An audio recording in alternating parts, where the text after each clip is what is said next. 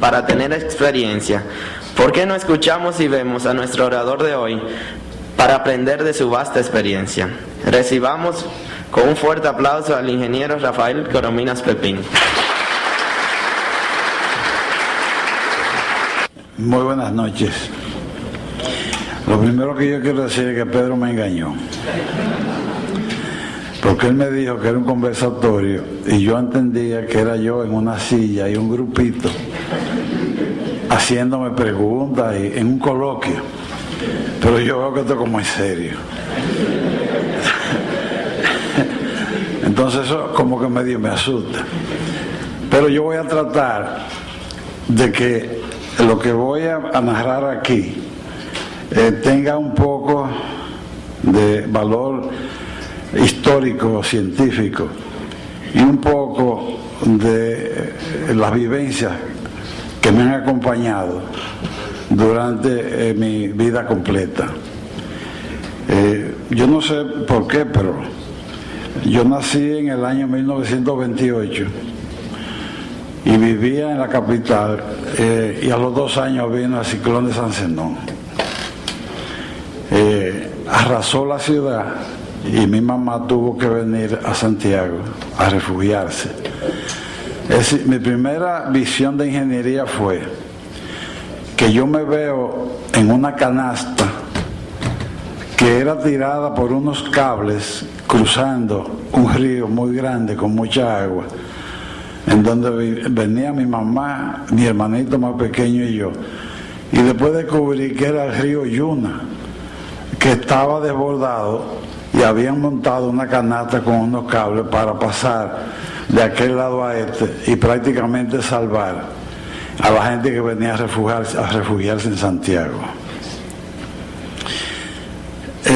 Esa imagen se me quedó en la cabeza, yo no sabía lo que era y después descubrí que debió ser eso, un mecanismo para trasladar gente sobre ese mar de agua que era el río desbordado. Cuando ocurrió el terremoto del 4 de agosto de 1946, yo tenía 18 años de edad. Estaba parado en la cocina de mi casa. La cocina de mi casa era con piso de tierra, techo de zinc. Las paredes eran forro de lo que le llamaban costaneras. Las costaneras eran la madera que sale cuando a un árbol se cuadría. Entonces esa madera que sale con la cáscara, que tiene un lado plano y otro, eso lo vendían muy barato. Entonces las paredes de la cocina de mi casa estaban forradas con eso. Y como no tenían cantos rectos, quedaban unas endijas entre una y otra. Y ahí mi mamá enganchaba lo que se usaba entonces como cuchara, que eran unas ollas, es decir, el higüero se cortaba en forma como de gajo y se secaba, y eso era lo que se usaba para mover el arroz, para mover las habichuelas.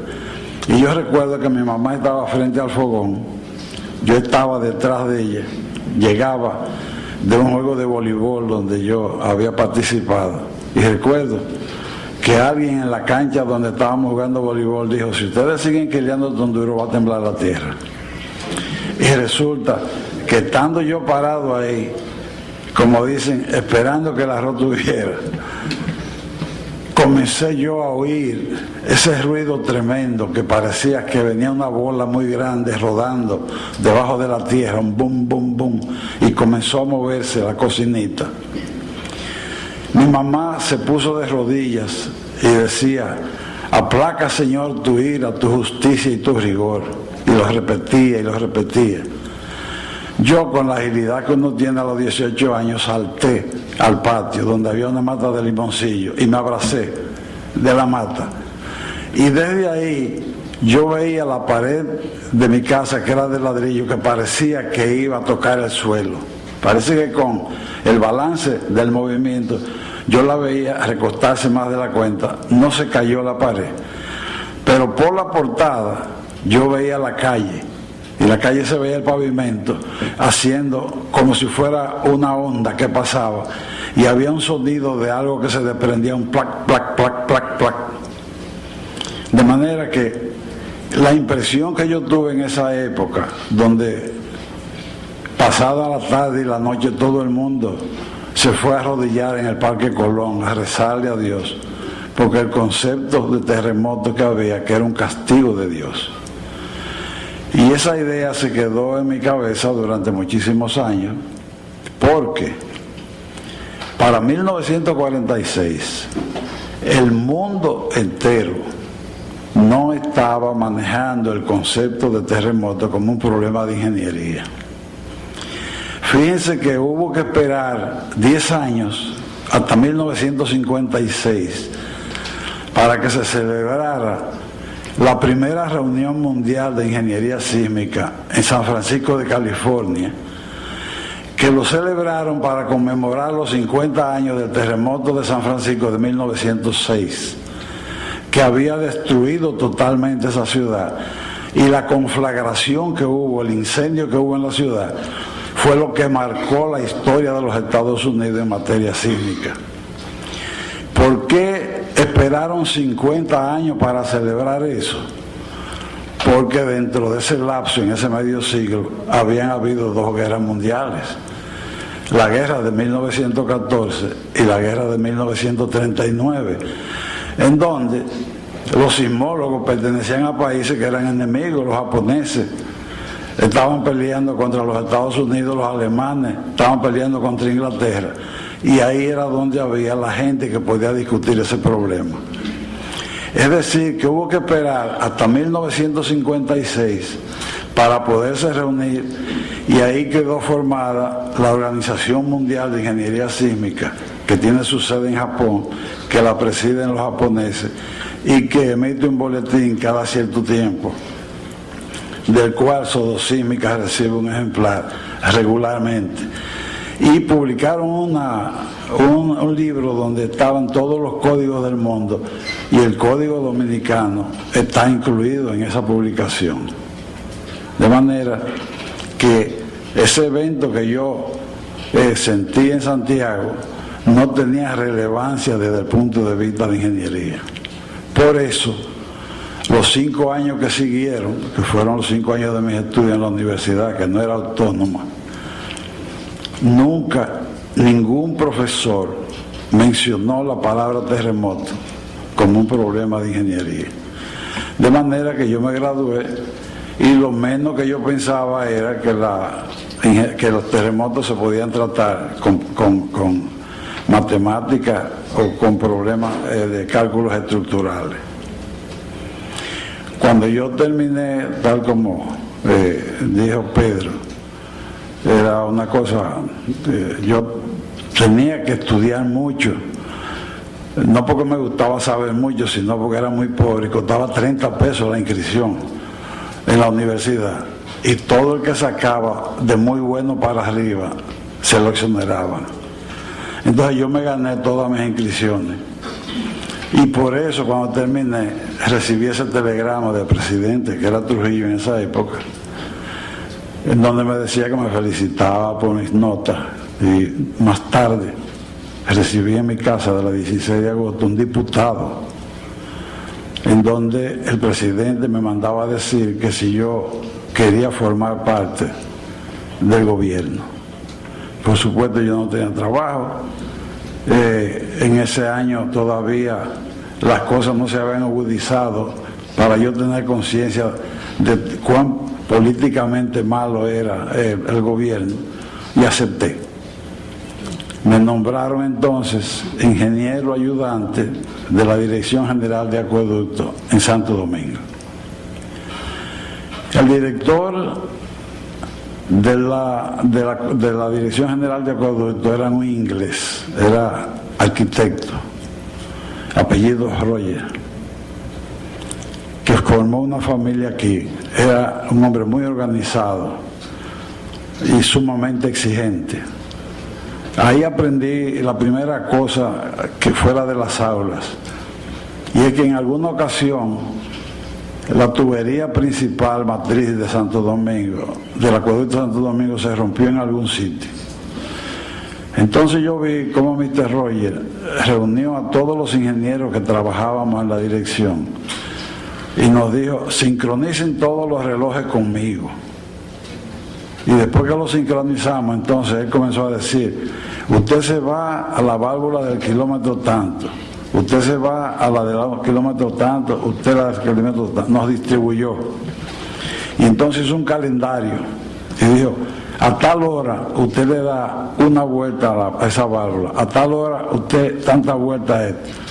Y luego explicó que era para evitar el golpe de ariete de una masa de agua de 20 o 30 kilómetros que venía moviéndose a cierta velocidad, y si uno cerraba en un solo sitio, no había ningún material que pudiera resistir una fuerza como esa.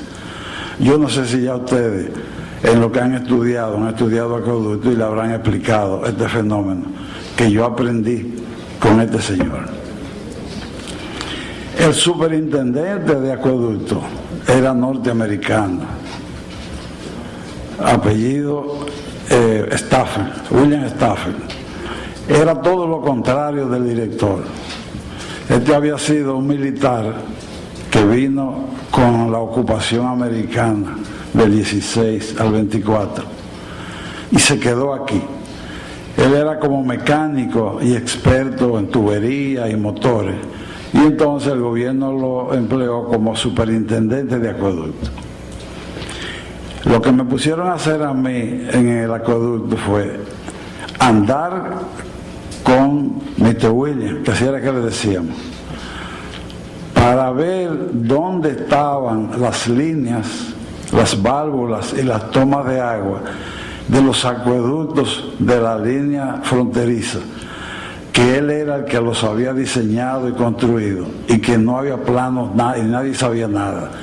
Es decir, que cuando había alguna rotura, si él no iba, no se sabía nada, porque eran puestos militares a los que el gobierno le había puesto todas las facilidades para cuidar aquel problema fronterizo que hubo en el año 37. El problema de Mr. William era que era un militar americano típico. Decía muchas malas palabras. A mí me trataba de: oiga, pendejo, venga acá. Y le gustaba beber trago y pelear al puño, típico de los americanos. Entonces le gustaba salir los viernes en la tarde. Él me decía el viernes a mediodía: oiga, pendejo, prepárese que nos vamos esta tarde para Barahona. Ya yo sabía el martirio que iba a pasar, porque esa noche íbamos a dormir en Barahona. Él se iba a dar un humo en uno de esos cafés de prostitutas y me iban a mandar a buscar a mí al hotel para que lo fuera a recoger, porque lo tenían noqueado por ahí, porque era un viejo todo blandito. Y entonces se trapapelaba y le daban una trompada y lo tumbaba. Y ahí andaba yo con mi hombre al hombro, ¿no? Al otro día por la mañana salíamos directo, íbamos a Pedernales. Él me enseñaba todas las cosas, yo me lo aprendía y volvía el lunes con un topógrafo entonces a hacer el levantamiento de ese acueducto y hacer los planos. Y así poco a poco fuimos haciendo el archivo de acueducto de la línea fronteriza. Estando trabajando ahí, llegó al país el dueño de la compañía de los camiones que recogían basura en Nueva York, con la propuesta de hacer la autopista Duarte. Este señor trajo un gerente y trajo un experto en estudio de carretera y trajo un experto en construcción de carretera. Pero lo que eran las obras de arte, como puente, alcantarilla, no trajo a nadie y se las encargó a los profesores de la universidad que habían sido maestros de nosotros, el profesor Penso, el profesor Tomén. Ellos montaron una oficina de diseño de puentes y entonces empezaron a seleccionar el personal entre los alumnos que le habían sacado las mejores notas. Yo tuve la suerte de que me convocaron y me encargaron de lo que era la ubicación del puente en el sitio, si las obras de arte de los aproches, donde había que clavar pilotes, donde había que hacer otra obra adicional, mientras que a los otros lo ponían en la parte que era calcular las vigas, calcular los pilares. Estuve ahí unos meses y había en Santo Domingo una muchacha llamada Marta Sánchez, que era muy bonita. Decían que era ella y otra muchacha eran las más bonitas de la capital. Y el dominicano que trajo aquí a ese señor que trajo la compañía se enamoró de esa muchacha. Esa muchacha tenía un hermano que estudiaba ingeniería. Y el enamorado le dijo al hermano, si tú consigues un ingeniero que quiera irse al campo a construir obras de hormigón, yo consigo con el presidente de la compañía que le asignen esas obras. El muchacho se me acercó y me dice, oiga, mi ingeniero, usted y yo somos amigos, hay esta situación, usted se atreve a construir estas estructuras. Yo le dije, bueno, yo nunca lo he hecho, pero me atrevo. Y efectivamente me llevaron a la Hermos, me enseñaron los planos, yo vi que no era nada complicado, renuncié de la oficina de Penso y me dieron el primer contrato, que fue la alcantarilla de los Alcarrizos, una alcantarilla de cajón triple, muy larga, porque el relleno que hay en los Alcarrizos es como de 17 metros de alto, más el ancho de la vía, resultaba una alcantarilla muy larga y de un valor extraordinario. Ahí fue donde yo tuve la primera experiencia de saber lo que era mecánica de suelo y esas cosas, porque el terreno ahí era muy malo. Entonces Petro Manzano, que era un ingeniero muy capaz de la Secretaría de Obras Públicas, exigía que esa alcantarilla se construyera clavando pilotes.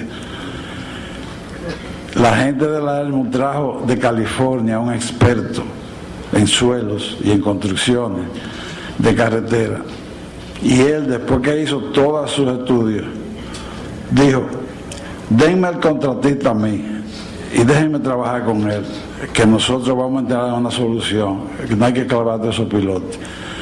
Y me dijo, oiga, usted va a hacer lo que yo le diga exclusivamente, no le haga caso ni a Obras Públicas ni a la gente de la Hermos. Y entonces me dio unas instrucciones para hacer unos rellenos en piedra, unas casas, muy simple lo que él hizo, ¿no? Limpiar y rellenar con piedra y apisonar y montar los cajones sobre eso. Yo vine haciendo cajones de eso hasta La Vega, con muchos problemas en Bonao cuando pasamos por la finca de Petán, que a cada rato iban y me cogían los trabajadores presos. Cuando yo llegaba, ¿y dónde están mi gente? Están presos todos, porque anoche pasó tal cosa, ahí iba yo a rogarle que me soltaran la gente, que eran trabajadores míos. Pero ahí adquirí una experiencia que era muy difícil adquirir si no era trabajando en una obra como esa, haciendo alcantarillas y pequeños puentes de hormigón. Eso me hizo que yo adquiriera la fama de que a mí me gustaba trabajar en el campo. No era verdad que me gustaba, porque yo tenía que dejar la familia, pero era lo único que había en donde uno podía desenvolverse más o menos. Y entonces alguna gente que conseguía contratos con el gobierno se me acercaba y así me dijeron, oye, me han dado la obra de transición en el canal La Cana La Guarana de Cotuí.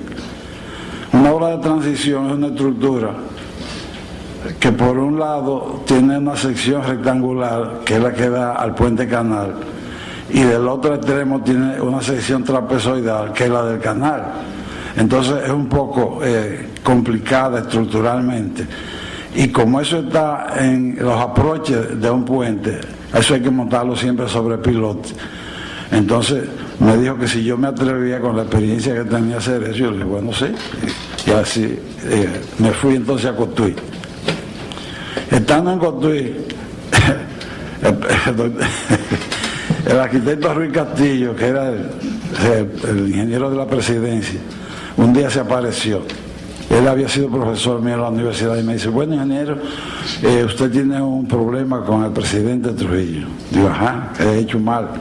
Dice, no, es que él quiere terminar la iglesia de Cotuí y hay un presupuesto muy escaso. Y como usted tiene trabajo por aquí, él quiere que usted la termine con el presupuesto que hay. No importa la terminación que hay, sino lo que usted puede hacer con ella, porque él no quiere poner más dinero. Ahí estaba yo terminando la iglesia de Cotuí. Estando ahí, me buscan porque en Samaná le habían dado el malecón de Samaná a una gente que también había que clavar muchísimos pilotes. Yo tenía un winche de esos rústicos de antes, pero que clavaban pilotes. Ahí estaba yo con el contrato de irme a Samaná a hacer el malecón y un muelle para que Trujillo pudiera llegar al club peninsular cuando fueran a hacer un baile para él, que quedaba sobre el mar. Es decir, yo me convertí en una especie de ratón, de clavador de piloto y trabajador haciendo la cosa. Terminé aquí, en la avenida Inver, haciendo la última obra que hay de macadam con piedra picada a mano. Me tocó a mí. Desde Los Laureles hasta el puente de Guravito.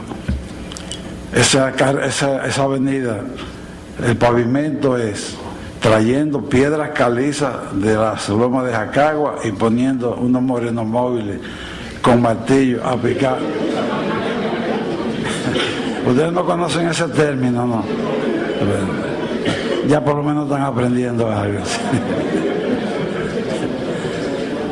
Había una cantidad de piedra y esa gente sentada arriba con un martillo picando. Y esa era, Orlando que está aquí sabe cómo son esos pavimentos. Y esa es la última obra que se hizo en esa forma. También me tocó hacerlo. Y estando ahí, entonces comenzó la obra de la clínica y de ahí en adelante me metí entonces a hacer urbanizaciones. De ahí me tocó hacer la urbanización en la avenida Independencia de Santo Domingo, en fin, me metí entonces a construir casas. Lo que ocurrió inmediatamente fue que en eso había llegado el año 61 y en ese año mataron a Trujillo. Al matar a Trujillo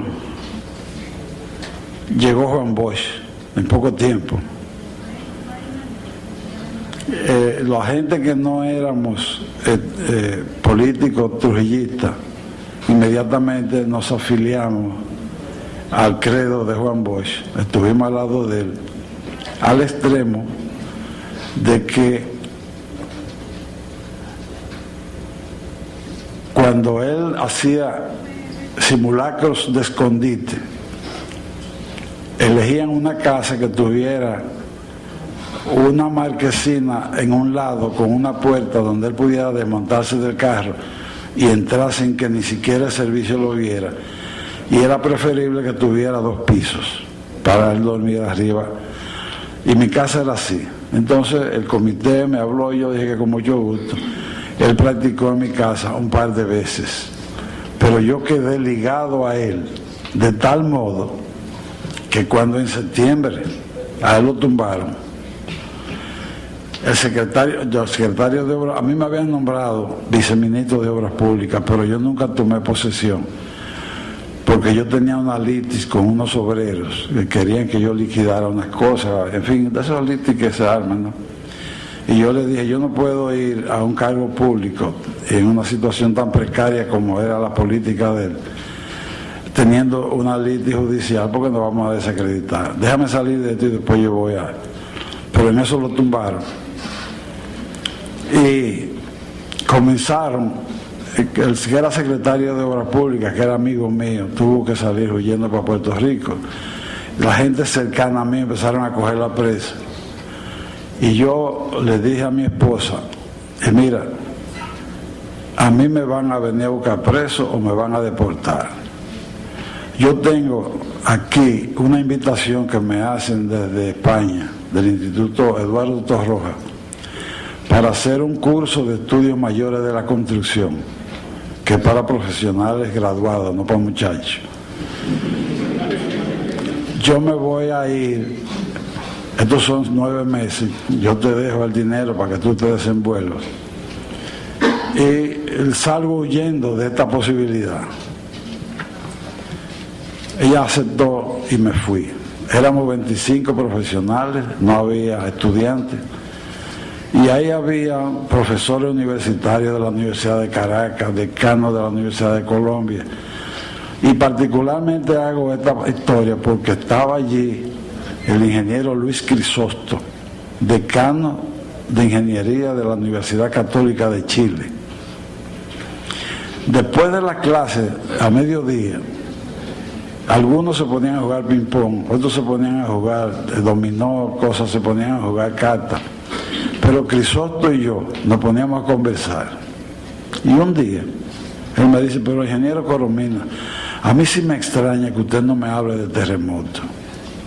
Y yo le dije, bueno, en los 5 años de estudio, a mí nunca ningún profesor me habló de terremoto. Y él me dijo, bueno, pues yo le voy a dar a usted una mala noticia. Ustedes están creando tumbas colectivas sin saberlo. A mí aquello me dio un miedo y una desesperación. Y comencé a escribir para acá, para que me mandaran datos.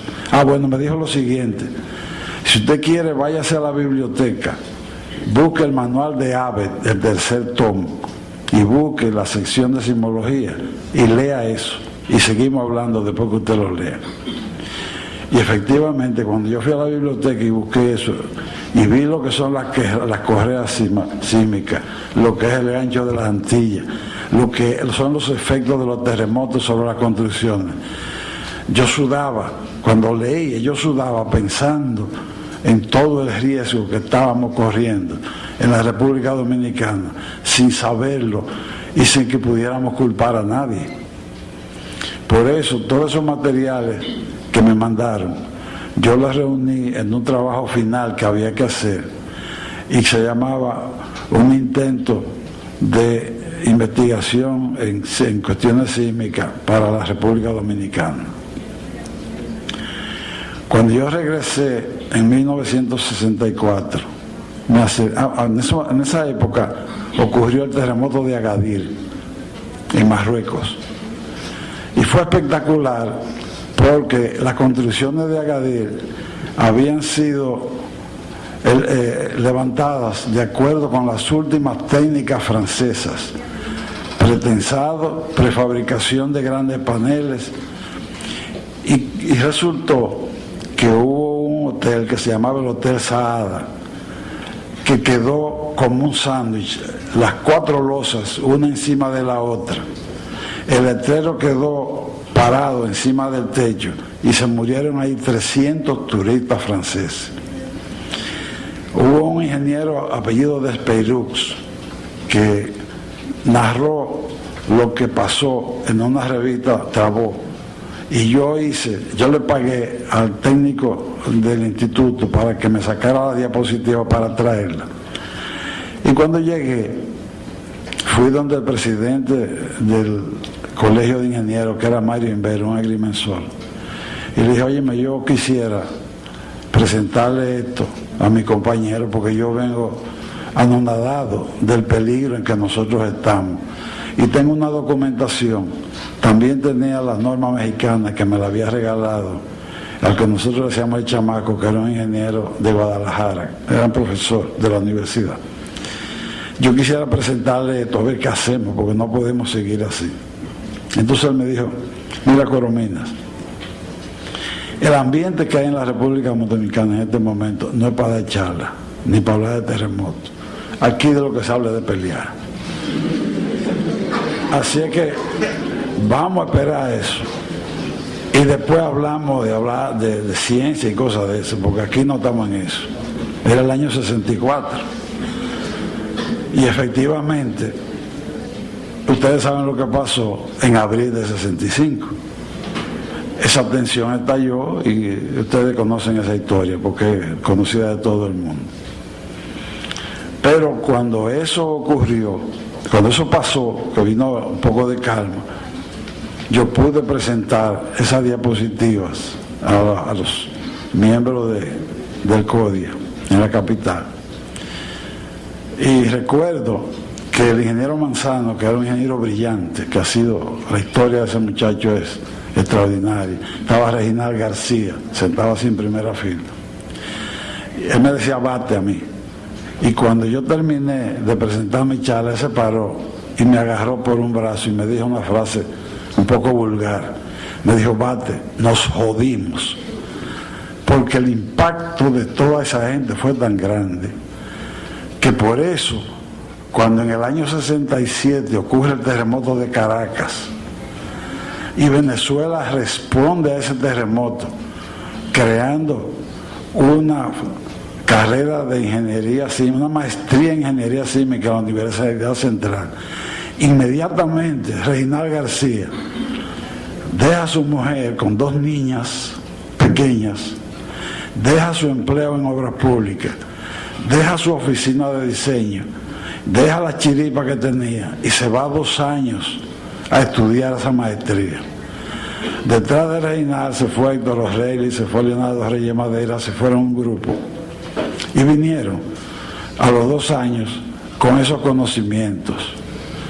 Esa década del 60 fue una década de muchos terremotos en Centroamérica. Hubo el terremoto de Guatemala, hubo el terremoto de Managua, que fue terrible. En Managua apenas quedó el edificio del Banco Central en pie, después todo lo que quedó fue ruina. El terremoto de El Salvador, el terremoto de Costa Rica, ocurrieron en esa década. De manera que había una sensibilización que hacía que muchos de nosotros andábamos siempre detrás de los seminarios, de las conferencias que se daban, poniéndonos todos al día de qué era lo que había que hacer. En uno de esos eventos en Caracas, Reginald y yo hablamos con el doctor José Grace para que nos regalaran los estatutos de la Sociedad Venezolana de Ingeniería Sísmica, para nosotros tratar de crear algo similar aquí. Cuando vinimos, nos encontramos que en el país habían llegado ya, Iván Tavares había venido de Rusia con una maestría en geología, Romeo Ginás había venido de Francia, de México, también con una maestría, había venido Alberto Guzmán, que estuvo en Perú con Kuroiba, había venido Danilo Fernández, que se fue a Japón. Es decir, estaba José Loca, que había trabajado aquí en la presa de Tavera y estaba muy inquieto con esa cosa. De manera que pudimos reunir un grupo de 12 o 15 personas y le dimos forma, con los estatutos de Caracas adaptados aquí, a lo que hoy se conoce como Sodosísmica, en el año 1977. Y por eso ahora, el año pasado, nosotros celebramos los 35 años de Sodosísmica como un hecho que es histórico, porque ninguna otra sociedad científica del país había mantenido o ha mantenido como esta una actividad tan importante para la estabilidad del país, en realidad, para la permanencia del país.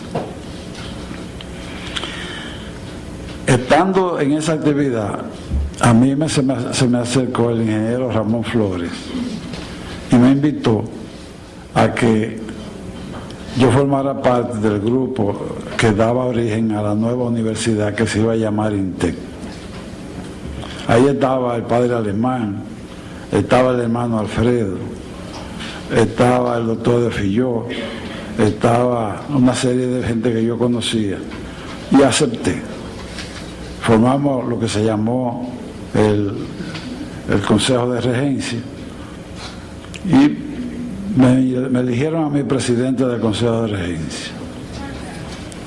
Ocurrió que en el primer año de ejercicio de esa universidad, el rector tuvo un problema que nunca se aclaró muy bien, pero en ese evento murió una muchacha que andaba con él y se le acusó a él de muchísimas cosas que después lo soltaron.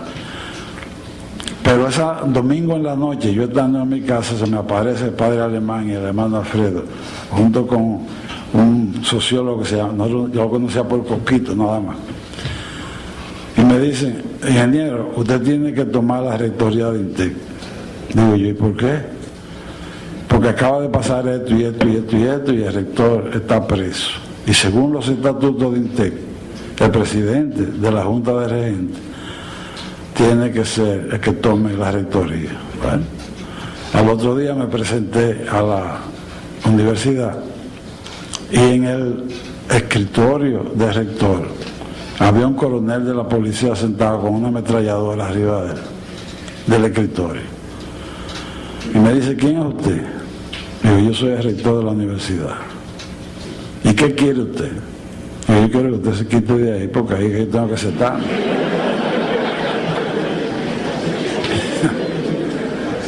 Entonces me dice, yo tengo órdenes de no dejar entrar a nadie aquí, inclusive a usted. De manera que vea qué usted hace, porque para yo salirme de aquí tengo que recibir órdenes. El ingeniero Tato Bisonó, que muchos de nosotros lo conocemos, tenía la oficina en el piso de arriba de ese edificio. Y por casualidad venía bajando cuando yo iba saliendo muy triste. Digo, Tato, tú no sabes lo que está pasando. Sí, yo sé que hay un lío.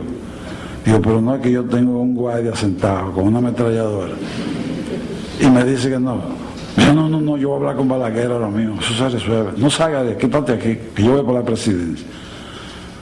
A poquito rato se paró el coronel y me hizo el saludo, me dio un abrazo y se fue. Entonces, a partir de ahí, yo tomé la rienda de INTEC por 2 años y pico. Y lo menciono porque el descrédito que tuvo esa universidad en ese tiempo era tan grande que yo quise revertirlo y creé lo que se llamó INTEC 75, que fue un evento donde yo invité a venir a la gente del Instituto Eduardo Parroja, a algunos profesionales que eran de los compañeros en esas cosas. Y también traje al ingeniero Gabriel Estrada Uribe, que fue el primer ingeniero graduado en la Universidad Americana en Ingeniería Sísmica, a que diera la primera charla que se dio en el país sobre ingeniería sísmica por una persona que tenía el crédito de graduarse en esa universidad. Es decir, que a partir de ahí, la universidad, yo tuve 2 años y medio hasta que en medio se enderezó y entonces pude entregarla ya a las autoridades normales. Parece ser que ese trajinar con Sodosísmica y con INTEC y eso un poco de publicidad hizo que cuando el presidente Antonio Guzmán gana la presidencia, el 13 de agosto de 1978, yo estaba en la casa celebrando el cumpleaños de mi esposa, que cumplía años ese día. Y las celebraciones de la gente como nosotros, los hijos van y se hace una comida y se bebe unos tragos. Suena el teléfono. ¿Quién habla? Ingeniero Coromino, sí. Le habla el licenciado Sánchez Baré, de parte del presidente electo de la República, que quiere hablar con usted. Era 13 de agosto. Yo cojo el teléfono, aló, señor presidente, sí señor, ¿qué puedo servirle? Me dice, yo quiero que usted venga por aquí, por donde mi hermana, porque yo quiero hablar personalmente con usted. Digo, pero tiene que ser hoy. Me dice, sí, tiene que ser hoy. Digo, óigame, que yo estoy borracho.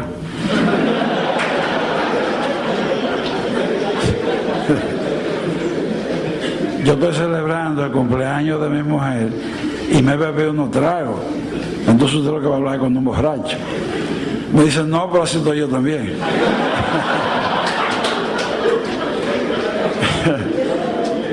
Venga para acá para que sigamos esto, me dijo.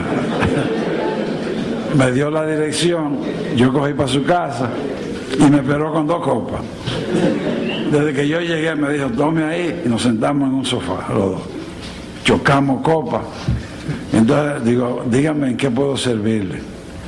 Y me dice, bueno, yo quiero que usted sea el secretario de Estado de Obras Públicas. Yo sentí que el cuerpo se me enfrió, porque yo sabía que sustituir al secretario de Obras Públicas de Balaguer lo que era es una madriguera, no solo de ladrones, sino de unos intereses que podían llegar a vía de hecho contra cualquier persona que fuera con la educación y con los criterios míos. Entonces yo le dije, pero mire, presidente, yo creo que usted está equivocado. Yo no le convengo, porque yo soy un codiano rabioso. Yo no voy a permitir que se den obras grado a grado. Yo no voy a permitir que se roben. Eso es lo que yo quiero. Porque si yo pongo una gente de la gente del partido, me van a tumbar a los 2 o 3 meses. Porque va a ser tan grande el desorden que va a haber aquí que no hay quien lo haga. Yo lo que quiero es que usted realmente me cubra la espalda, porque ese va a ser el sitio más vulnerable de mi gobierno. Bueno, no se queje, porque yo, otra cosa que le pido entonces, que usted me tiene que dejar de formar yo mi gabinete. Entonces, sí, busqué a Pipi de Tula, busqué a Miguel G. Mejía, busqué a Sina Cabral, busqué a una serie de gente que eran de los mismos criterios de nosotros. Sodosísmica se había formado el año anterior e inmediatamente yo firmé como secretario de Obras Públicas, llamé a O'Reilly, que era el presidente, y le dije, óyeme, prepárate las normas de diseño sísmico, que la vamos a meter aunque sea a martillazo, eso va. Y efectivamente, muy temprano en el año siguiente, O'Reilly me dijo, le pregunté cuánto es, le pagué, y me dijo, estamos listos. Entonces me encontré con que en el Senado Balaguer había hecho las cosas para poder dejar gobernar a Guzmán, de manera que Balaguer tenía mayoría en el Senado. Hubo un ingeniero topógrafo que cuando leyó el documento con el que yo ponía en vigencia las normas, que decía que solo podían firmar ingenieros civiles, me demandó frente a la Suprema Corte de Justicia por impedimento del ejercicio legal de su profesión de ingeniero, porque la ley decía que para firmar planos solo había que ser ingeniero. Esa época no había tantos ingenieros eléctricos, químicos, no había esas divisiones, sino todo el mundo era ingeniero. Y entonces, esos ingenieros que no eran civiles, firmaban planos estructurales por 50 pesos, por 100 pesos, por lo que hubiera. Era un relajo lo que había. Y como con esto no iba a poder servir, entonces me demandaron. Yo tuve que pedir una venia del gobierno para ir a la Suprema, someterme a una causa, él con su abogado y yo con mi abogado. Y por suerte, bueno, pues me descargaron y las cosas siguieron su curso normal. El hombre nunca quiso saber de mí, pero ni él ni la clase entera de ingenieros topógrafos, porque era una manera de vivir de ellos.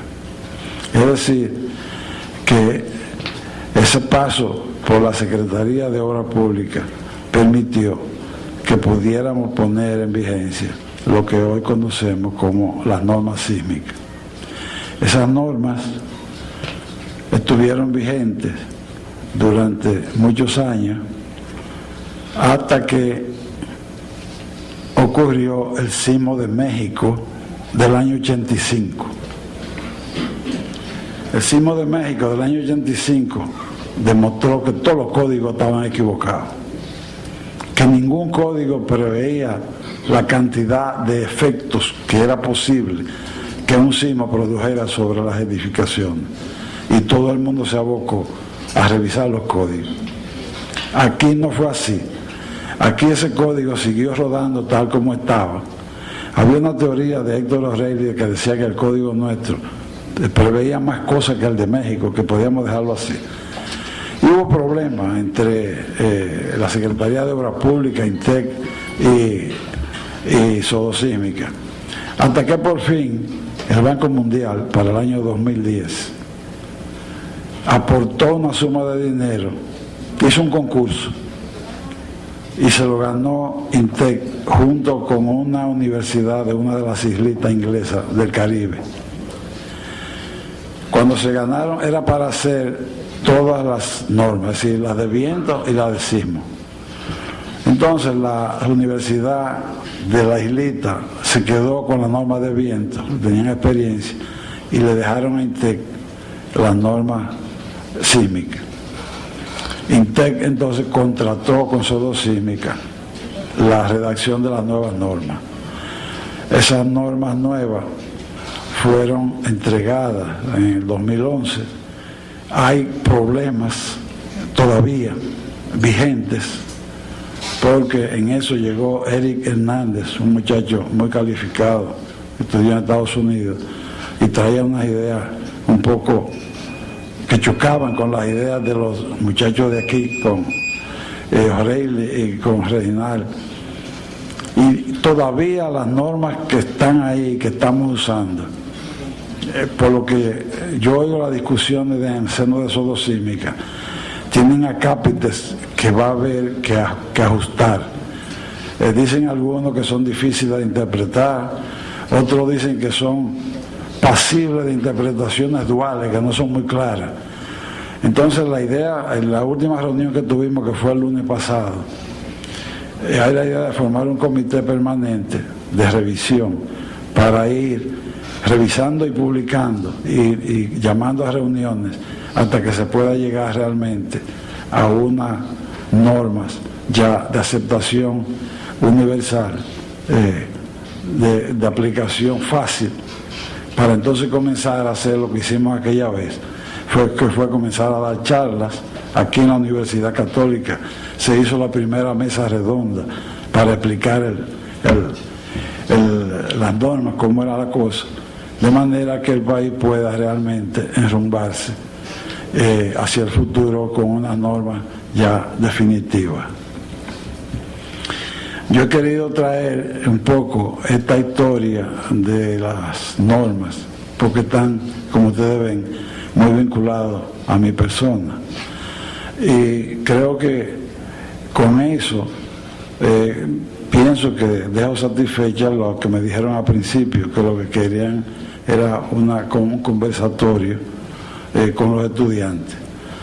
Yo voy a concluir diciendo algunas cosas y me quedo listo por si ustedes quieren que conversemos. Yo quiero decir esto, que lo dije en la capital en una reunión que hubo. 3 cosas.